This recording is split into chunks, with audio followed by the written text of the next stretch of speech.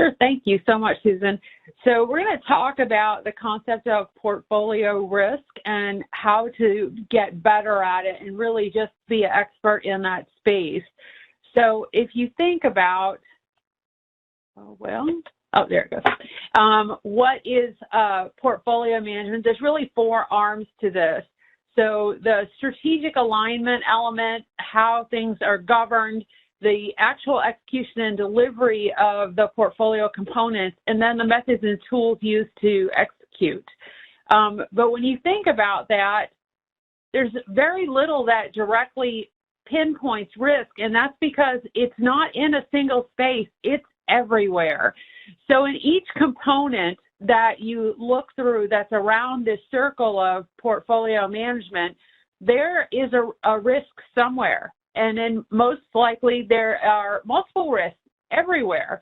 And when you begin to look through all of the work with the lens of find the risk, that helps you be able to see things in a more holistic fashion, not only to recognize risk as soon as you see it, but also to recognize opportunity as soon as you see it. So when you look at the function and structure of a portfolio, there are particular strategic elements within the organization that a portfolio is designed to help deliver those strategic elements. And from a general perspective, this is done when projects and programs are presented. Those are prioritized, resources are allocated, and then you go execute.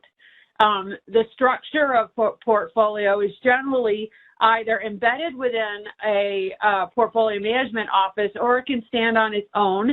Sometimes a PMO will have multiple portfolios within it, such as an enterprise portfolio, or they will be a single portfolio office.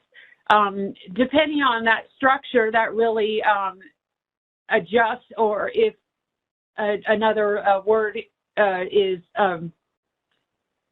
realigns how governance is executed within that portfolio space. If you're part of an enterprise PMO, many times the governance for your portfolio is at the enterprise level, but if you're in a single portfolio space, you may be responsible for that on your own. There could be additional governance elements for components within your PMO, such as IT governance is probably the biggest one, particularly for technology projects following the SDLC lifecycle. So we'll talk a little bit about the charter, which is the beginning of the portfolio. And one of the very first things you do when a portfolio is created is you figure out where the risks are. But a lot of times I see, just like within a project or a program, the risk analysis is done at the beginning and then it stops. Then it's really more of a yes, it happened, no, it didn't sort of thing. Risk analysis needs to be an ongoing exercise, not just a one-time event. So in addition to trying to figure out how you can create components that achieve those strategic goals and objectives, you need to figure out, are there positive risks or opportunities that can be seized upon to help you get bigger benefits, more value as you go through the life cycle of that portfolio. How you do that is you engage other people. You look at the delivery elements for your components. Are there ways to streamline processes? Process management has huge opportunities for improvements, not only from a time perspective, but from a cost perspective, because after all, time is money, and I think all of us have heard that euphemism over and over again. There are also ways to look at components that are controlled by somebody else. Most of us work in an environment where there is a significant regulatory impact. So if it's in banks, you may be looking at something from the SEC or the OCC. If you're in a federal space, it may be regulator, like the Department of Energy, Department of Insurance, those types of things. It could be more on a local level where you're looking at zoning if you're doing a lot of construction work. Whatever those variables are that are presented from the regulators, those are all opportunities not only for introduction of negative risk, but also introduction of positive risk. And when you look at all of those pieces, the lens has to be open to look at both the threat and the opportunity that risk can present. As you walk through the life cycle, I have it laid out here on the screen. You start with risk, but risk needs to go all the way through. So while you go through the beginning and you identify what are the benefits and what are the risks for all the components within the portfolio, as you do the evaluation, you need to be uncovering additional risk and opportunity. When you do the prioritization, particularly when resources start getting involved, additional risk is introduced into the process. That capability and capacity with resources, it provides you opportunity. Maybe the opportunity is to cross-train your staff so that you have less of a constraint. You also have the ability, if you will, to look at your capacity and stagger deployment so that you can reduce the amount of risk on a particular skill set. Lots of ways to manage and address both the threat and opportunity of resource management. And as you go through and you look at what's going on within all of your portfolio delivery components, you need to look at where is there opportunity, where is there risk, how do I balance and manage that? And the biggest piece here that I also would like to make sure that I drive home with you is it is not just internal risk. If the last 2 years have taught us anything, is the biggest risk to your organization may not come from within, they may be external. So if you think about where we were as a corporate society 3 years ago, many companies had digital projects, digital transformation as components, if you will, to their portfolio of work. Some worked on it very well, some worked on it haphazardly, some actually completed what they had intended. Here comes COVID.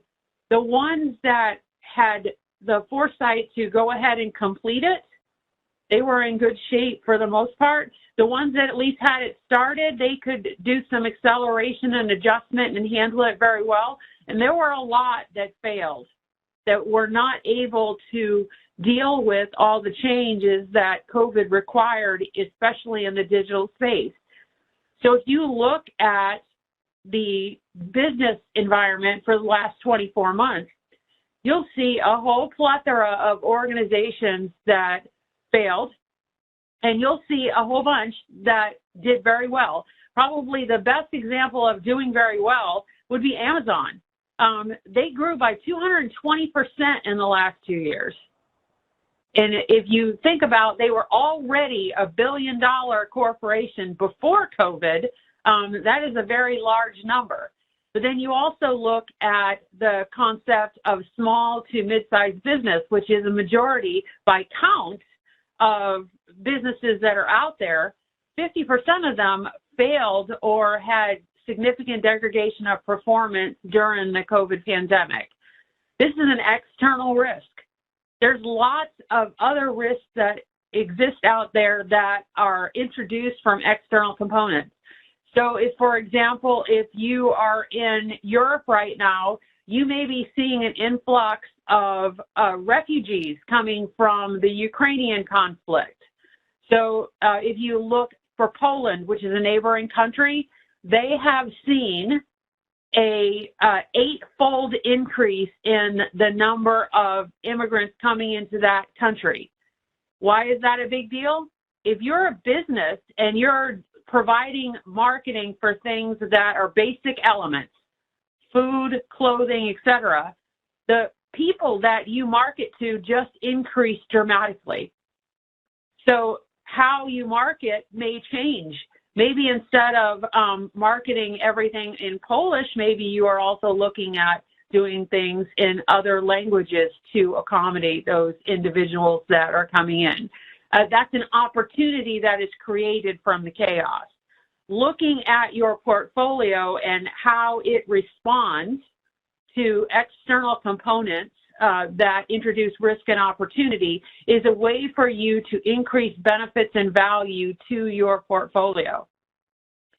As you move forward and you go through the work of delivery and execution, there are going to be benefits that are obtained, value that is introduced.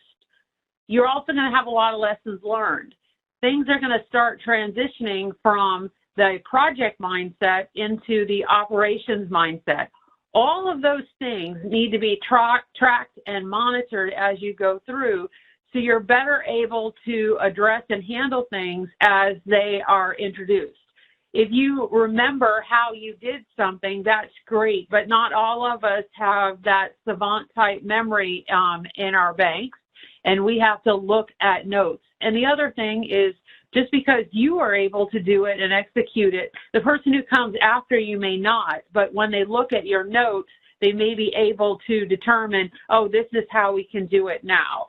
But if those notes weren't there, then that opportunity would not exist.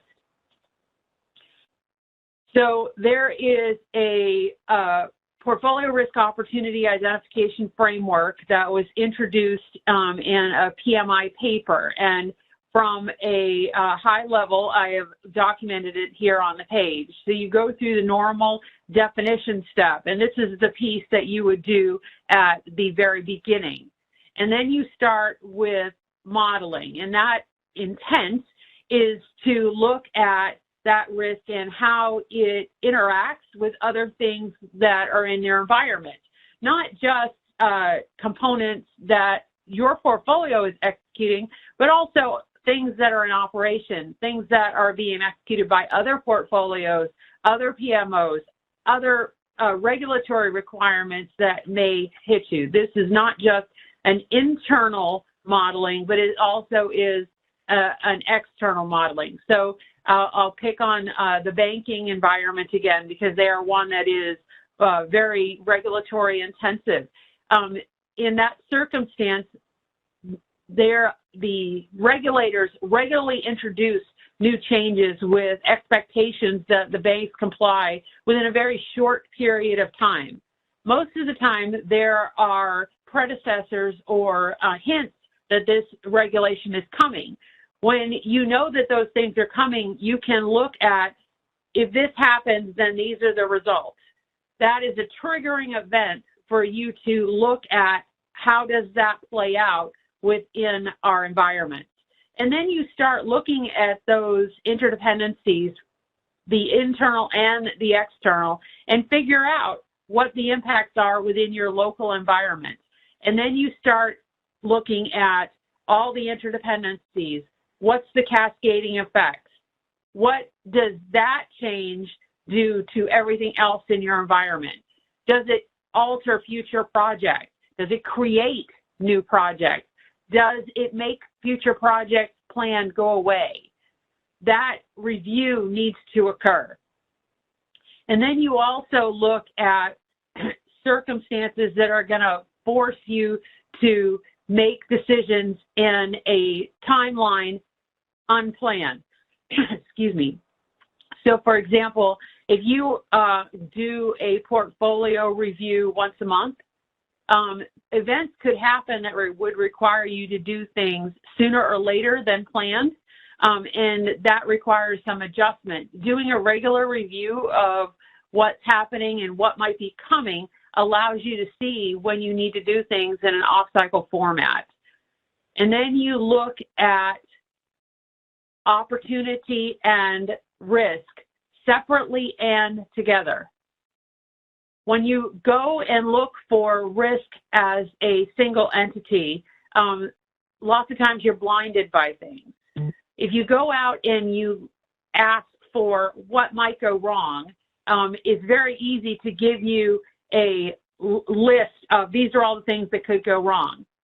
But when you're in that mindset, you don't necessarily see these are the opportunities that exist, because these things might go wrong and these things might go right.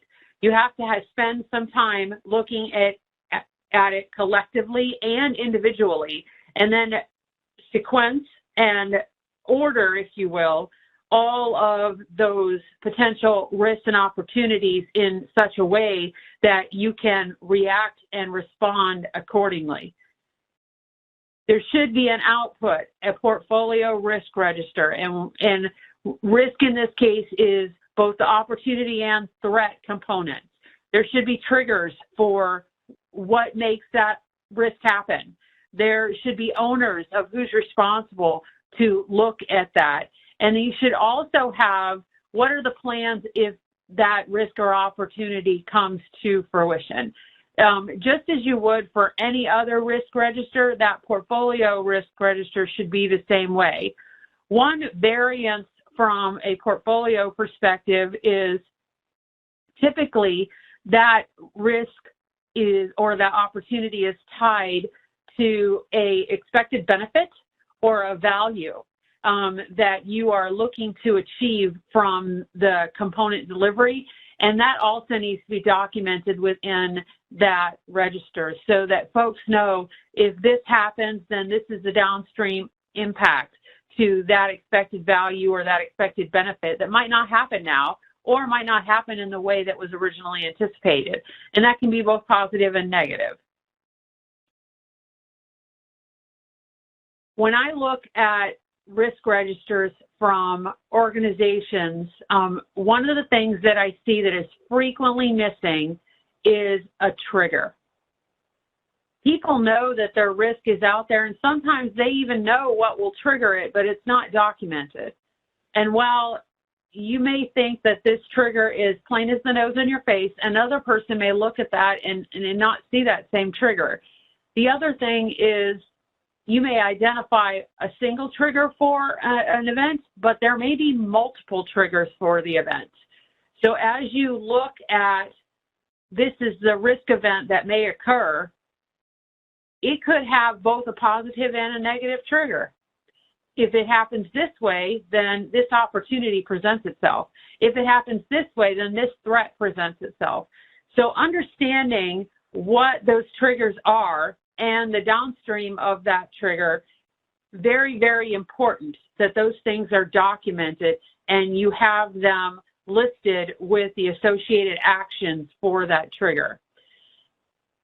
While you are doing the monitoring of risk, the monitoring of those triggers needs to be first and foremost. That risk review that occurs, for some efforts, it may need to be on a monthly basis. For some, it could be on a weekly basis. If you're on a very slow-moving effort, it could be quarterly. But you need to do the appropriate level of risk review for your environment in your industry. In the tech space, you are very likely looking at something more in the weekly to monthly range, maybe bi-weekly. It depends on the activity, but your environment and the pace in which it moves is going to dictate how fast things happen and how fast you need to respond to them. The delivery plan for the portfolio will help show the interdependence of all of the components, and will also help you determine these are all the milestone dates for all the components. And if you look at when those dates land, that will also help you consider how often you need to do a risk review and what risks and opportunities or threats and opportunities present themselves with the achievement of that particular milestone or the failure of that particular milestone. As you go through and look at all those interdependencies, it's going to allow you to better understand what are the risks in the environment and how do you respond to them. Mentioned earlier about the capability and capacity within an environment.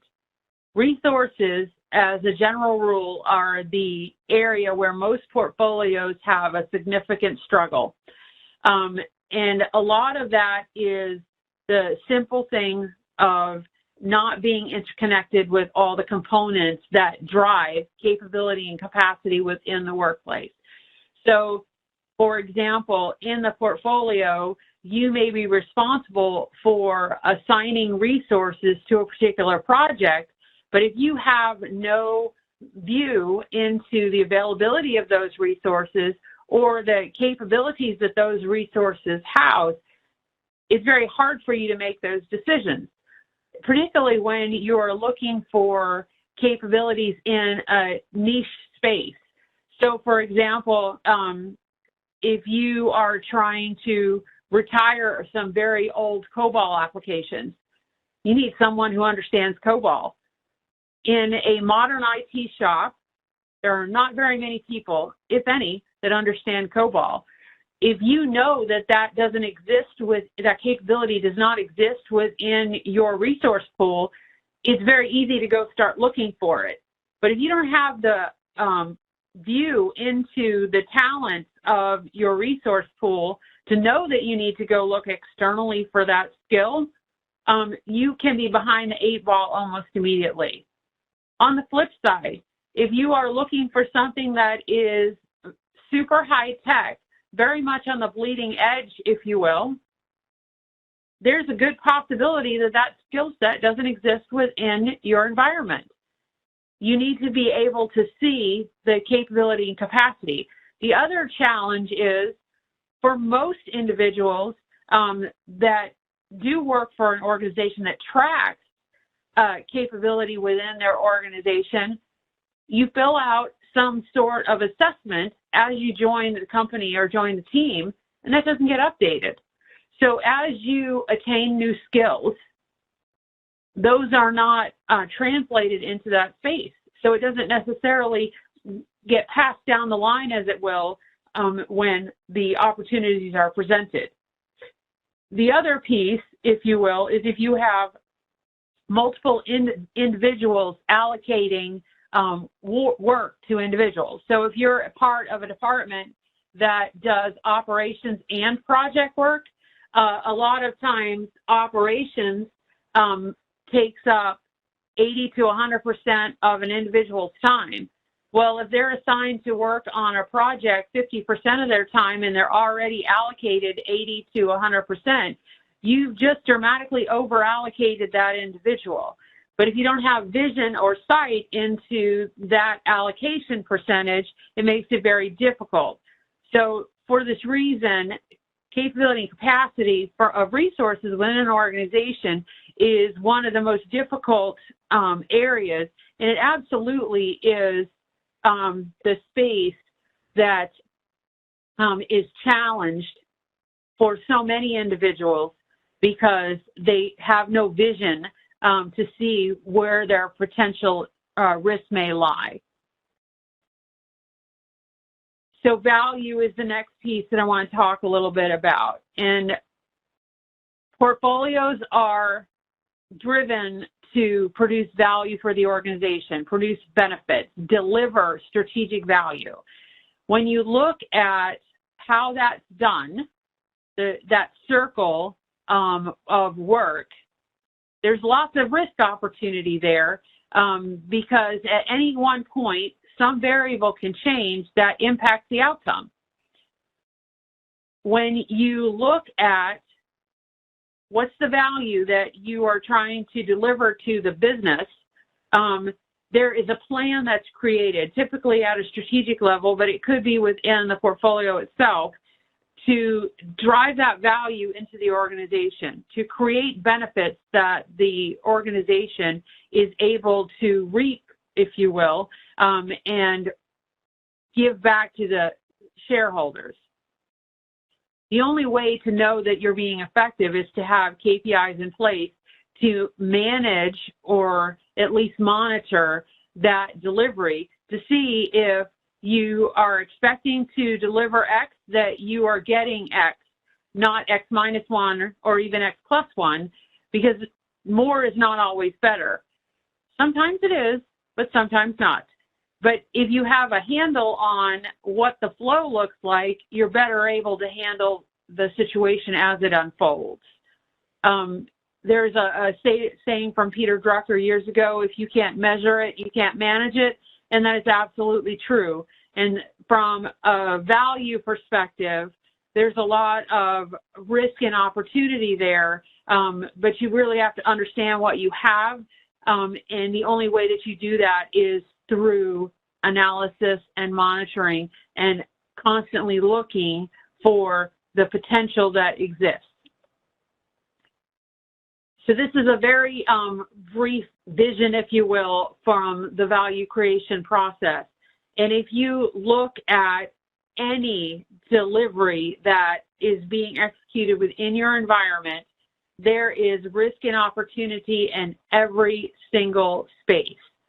When you look at, we want to be able to do this thing because it delivers value to the organization, whether that is to deploy a new product, whether that is to introduce new features to an existing product, whatever that answer is, there is both risk and opportunity in that. There's always risk in delivery. Something doesn't get delivered on time. Something that doesn't get delivered on expectation, if you will. Some of you may remember that infamous picture of Steve Jobs trying to hit the apple and it doesn't work, right? Absolutely, delivery not as planned. Always risk in that space. And then there's the whole measurement component we talked about a moment ago. But there's one piece that very much ties all of those things together, and that is the communication or the change management that ties the whole value creation process together. If the communication of what is happening, how it is expected to happen, and what the end result is not clearly communicated to the environment, that in itself presents risk, both positive and negative. More than likely, it's going to be negative. I want to provide an example from my own past. I worked for a very large multinational corporation, and they were looking to expand to a market they were not currently in. So they acquired a small entity that was in some overlapping space. When that acquisition was announced within the corporation, it was announced as an acquisition. And the reason for the acquisition was clearly stated, was to go into a market where the organization had been trying to go for some time. It talked about how some of the other activities within that acquired institution would strengthen their existing portfolio in that space. But when you did the flip side of that acquisition, that company sent a note to its employees saying it was a merger. Well, that's a problem, because how a merger integration happens versus how an acquisition happens is very different. A acquired institution very likely has very little, if any, processes remaining when the deal is done, if you will, where in a merger there is generally more of a 50-50 type split. That miscommunication really damaged the potential value delivery for that acquisition. And the way that communication was executed not only hampered the overall outcomes, but even the smaller outcome for this particular entity, which was the expansion into the space that the MNC didn't currently function, it was also hampered because the way that the information was communicated to that staff, it was supposed to be a 50-50 on their mindset, yet here comes these big guns coming in telling them they've got to do everything differently now. So from their perspective, it was hostile. It was perceived as hostile, even though it really wasn't. But that was the perception based on the communication they'd received and then the activities that went along with it. So that communication piece on how value is delivered, very, very important, because how it is perceived and understood by the sender and the receiver needs to be in sync, or you've created a risk, more than likely a threat. It could be an opportunity, but really making sure that the sent message is received as intended. Very, very important from a value perspective to ensure that the value is received as anticipated. Some takeaways for you in this space. Understand that risk and opportunity is everywhere, and being able to do the view so it is everywhere, and looking at every interaction as a potential threat, as a potential opportunity, and determining what that looks like allows you to have a more broad sense of what could happen or what might happen so that you can react and respond appropriately. The second takeaway, the rate of change is increasing exponentially, and I can't say that emphatically enough. Several years ago, I sat in a conference and I listened to a speech that really made me sit down and think about the world that we live in. And that comment was simply this: the rate of change is so dramatic. If you look at all of the innovation that has occurred in the world since the creation of time to the year 2000, it is dwarfed from the amount of innovation that has occurred 2000 to present. And that was a few years ago. Think about that rate of change, and it just keeps going. So if you want to have a practical example of what that looks like, look at the chaos that is in the state that we live in right now. The amount of chaos that exists in the global space. Some folks may look at that as just one-off, but if you look at it, there are things rapidly unfolding all the time, and in the midst of all that, you have innovation. All of those things happening at the same time, all of those changes, each individual one presents a threat and an opportunity, at least one, to what is being executed within your organization. And having the vision to look at each event and determining the threat and the opportunity within your environment, it takes practice from a visioning perspective to be able to do that. When you look at each aspect of a potential risk and how you're going to respond to it, you'll do a much better job overall understanding the potential that portfolio risk has within your environment.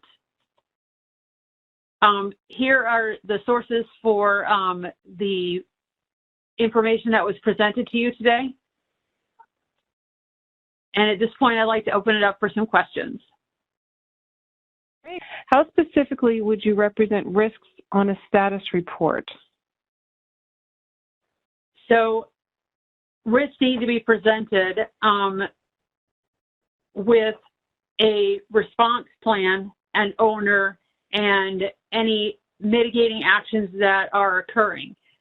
Otherwise, it is just a statement. This is out there.